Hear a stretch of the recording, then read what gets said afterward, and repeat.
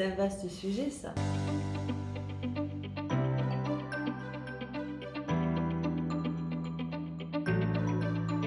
En période de crise, il est extrêmement important d'être en capacité de se projeter, y compris sur du long terme. Y compris de porter la vision loin pour pouvoir baliser ensuite les jalons qu'il va nous falloir affronter pour arriver à un monde qu'on espère le mieux possible et le plus juste possible. En tout cas pour ma part, un monde qui serait empreint de valeurs de solidarité, qui permettent d'accentuer et d'augmenter les liens entre les personnes, de diminuer les impacts liés au changement climatique et de pouvoir agir véritablement dans la préservation de la planète. Et puis, un sujet qui me tient à cœur, vous le savez, hein, qui est l'égalité des droits entre les citoyens et particulièrement l'égalité des droits entre les femmes et les hommes dans leur réalité. Parce qu'en période de crise, ce sont souvent les plus fragiles, ceux qui sont déjà victimes de discrimination ou qui sont déjà plus éloignés du champ du travail, de l'accès au logement, qui sont violemment percutés.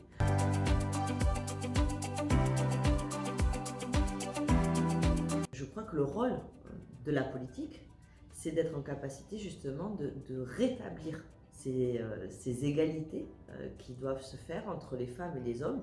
Moi, je suis issue d'un quartier populaire, issue d'une famille, on va dire, de classe moyenne. Et ce sont les cadres offerts par la République, de l'école, l'accompagnement notamment vers des séjours par la CAF, qui m'ont permis d'aller en colo, de découvrir d'autres activités, de découvrir d'autres familles, qui ont fait que j'ai pu devenir progressivement une citoyenne du monde. Et moi, ce que je souhaite, c'est que pour les générations qui viennent, il puisse y avoir les mêmes opportunités. Et donc, dans la crise à laquelle nous sommes confrontés aujourd'hui, le poids des réseaux, des relations sociales, risque d'être encore plus lourd que ça ne l'était avant. Quand vous n'avez plus les loisirs extérieurs, où vous pouvez y avoir un brassage de mixité sociale, lorsque vous avez les cours à la maison, pour un certain nombre de nos jeunes, nos étudiants, vous n'avez plus ces interactions. Et puis lorsque vous êtes face à des violences intrafamiliales, conjugales, vous êtes face à votre bourreau dans ces périodes de crise. Et donc il faut absolument recréer la capacité à agir et à créer du lien dans une période qui nous en empêche. En tant que femme politique, notre rôle est de mettre en œuvre des politiques publiques qui permettent de faire du bien commun.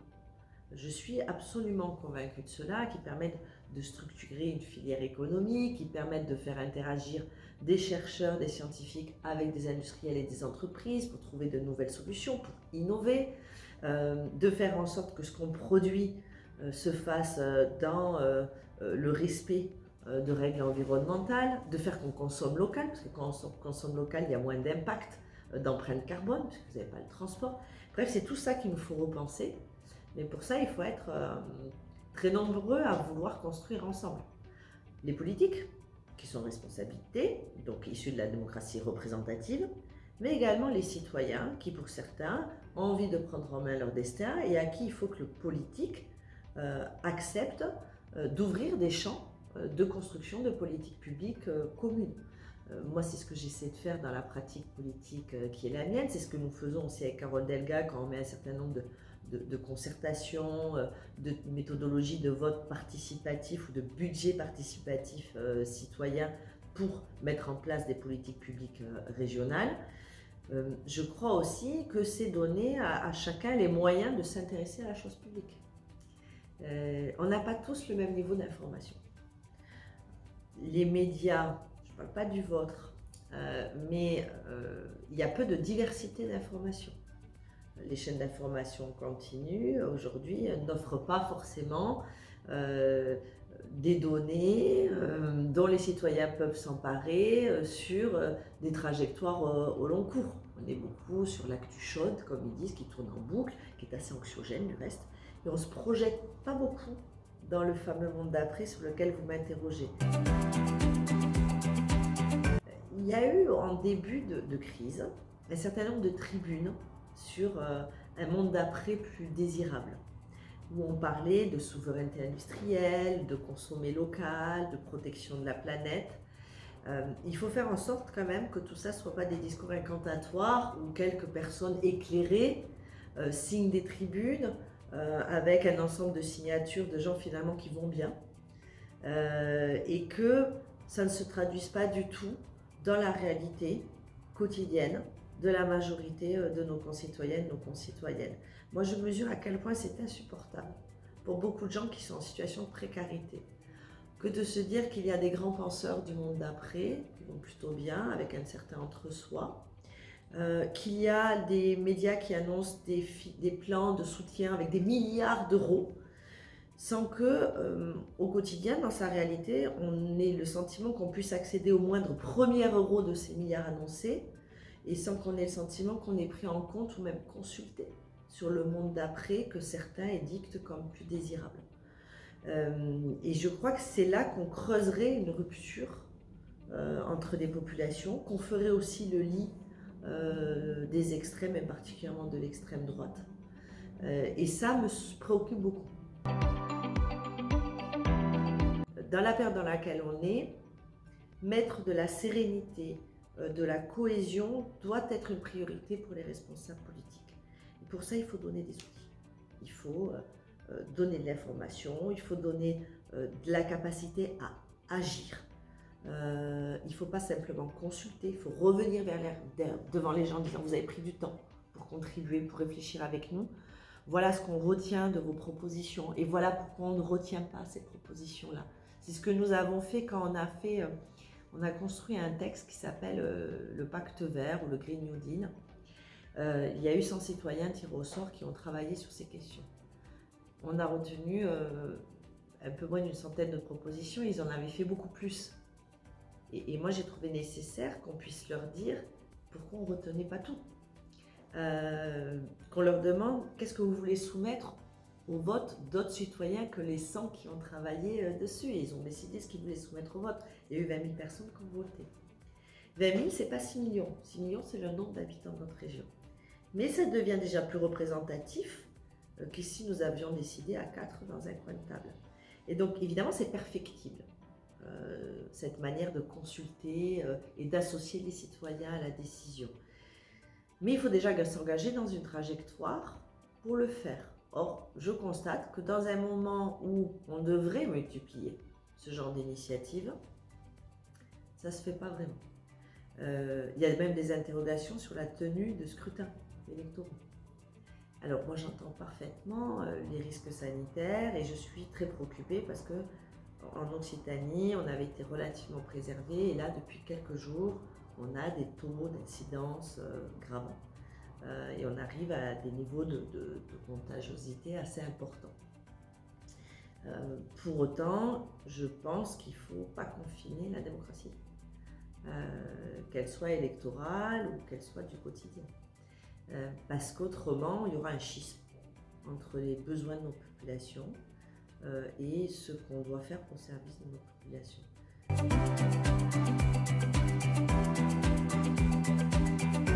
En fait,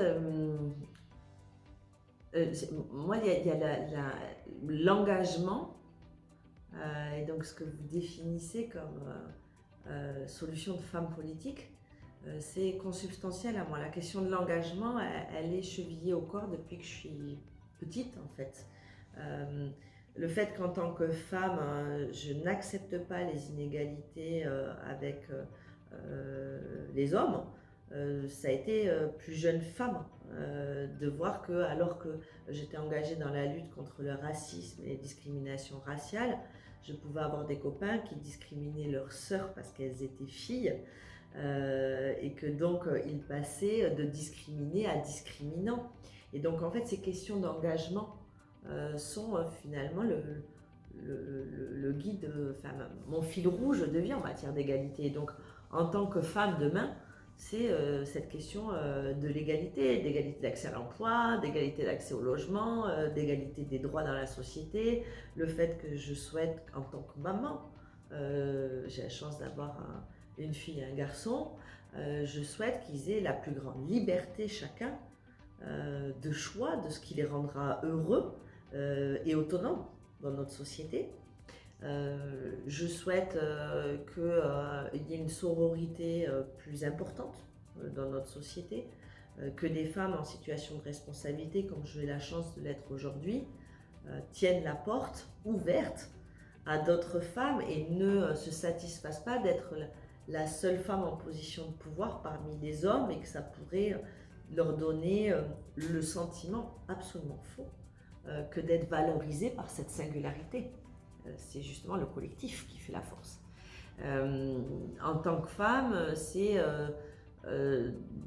sur des choses du quotidien, me dire que quand je rentre tard le soir, je ne marche pas plus sur la pointe des pieds que sur les talons pour éviter qu'ils claquent dans la nuit et qu'on se dise qu'il y a là peut-être une femme seule et donc dans notre société vulnérable. De me dire que je peux avoir, et mes enfants et toutes les femmes, avoir les mêmes ambitions, le même degré de sentiment de sécurité, de soutien que les hommes ou les garçons dans notre société. Que si j'étais un homme, je pourrais avoir, sans être l'objet de jugement, la volonté d'être à temps partiel pour m'occuper de mes enfants, sans qu'on pense de moi que c'est parce que j'abdique toute volonté de réussite professionnelle, ou que je suis dominée par ma femme, mon épouse ou ma compagne. Je voudrais vraiment une société plus apaisée, qui fasse de la qualité de vie partagée un objectif pour tous. Je crois qu'on peut faire mieux ensemble dans une société qui est évoluée, qui est éduquée, qui est riche. Je crois qu'on ne dit pas suffisamment en France que nous sommes un pays riche. Et un pays riche, il se doit d'avoir des soins de santé au niveau de ce qu'est un pays riche et éduqué. Je n'accepte pas que des médecins se disent que demain ils vont devoir faire le tri entre des patients dans un pays riche et éduqué. Je souhaiterais que tout le monde puisse se dire que si être en bonne santé, c'est pouvoir faire plus d'activité physique et mieux manger, on puisse tous être en capacité de mieux manger et pas de jeter des denrées alimentaires parce qu'elles ont été invendues. On marche sur la tête quand on est dans une société comme celle-ci. Et moi, pour avoir participé personnellement à des distributions alimentaires, de l'aide alimentaire à des personnes démunies, dont les étudiants, de voir qu'en 2021, en France, nos jeunes soient très nombreux à faire la queue pour avoir des denrées pour pouvoir manger la semaine, et que certains sont en larmes à la fin parce que c'est un tel soulagement que de se dire qu'ils vont pouvoir manger tout simplement, ben c'est pas normal. L'indignation que je vois parfois feinte dans les médias, c'est là qu'elle devrait se trouver. Et que ça, c'est pas acceptable. Et que ça devrait révolter tout le monde et pousser à agir. Pas à râler seul chez soi ou à jeter des anathèmes sur les réseaux sociaux en se livrant à des attaques personnelles, souvent basses entre les personnes. Voilà, je voudrais qu'on retrouve un peu d'esprit commun, d'indignation légitime quand dans une société riche, on n'est pas au niveau. Et je suis contente qu'il y ait des voix de femmes qui sont plus nombreuses de par le monde pour appeler à l'égalité, que ce soit aux États-Unis, que ce soit en Afrique, et j'espère que ces voix elles vont s'unir pour faire résonner vraiment l'appel à l'égalité, à la mobilisation, enfin que chacun se mouille un peu pour l'autre. Je trouve qu'on désigne de plus en plus facilement des responsables de telle ou telle chose, sans chercher les mécanismes et sans combattre les mécanismes collectifs. Donc, je pense qu'il faut arrêter de faire croire que dire n'importe quoi, désigner des coupables, jeter des anathèmes, avoir aussi un langage brutal, violent, c'est quelque chose de normal. Je pense qu'il faut combattre ça, mettre de la raison, mettre aussi un peu d'amour, pardon de l'exprimer comme ça, mais de l'altruisme vis-à-vis des gens, de l'humanité, et retrouver ça, parce qu'autrement on va vers des lendemains qui peuvent être assez sombres.